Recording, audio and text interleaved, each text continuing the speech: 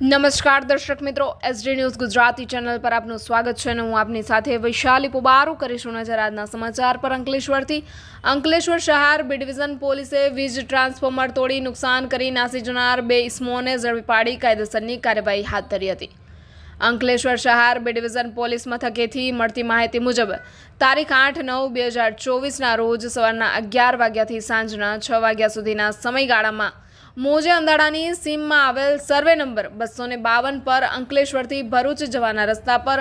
વાગડિયા ભરતભાઈ બાલુભાઈ નાઓને હંગામી વીજ કનેક્શન માટે દક્ષિણ ગુજરાત વીજ કંપની દ્વારા મૂકવામાં આવેલ ટ્રાન્સફોર્મર નીચે પાડી વીજ ટ્રાન્સફરમાંથી ઓઇલ ઢોળી કોપર વાયર કે જેની અંદાજિત કિંમત ₹34,800ના વાયરો ચોરી કરવાના ઈરાદે નુકસાન કરેલ હતું।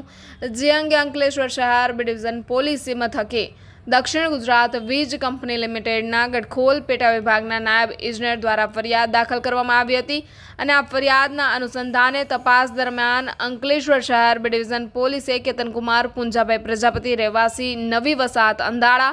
તેમજ સંજયભાઈ રામસિંહભાઈ એડ રહેવાસી મારુતિનગર અંધાડાનાઓને ઝડપી પાડી કાયદેસરની કાર્યવાહી હાથ ધરી હતી। Reporter Jayesh Prajapati, SD news Gujarati, Ankleshwar.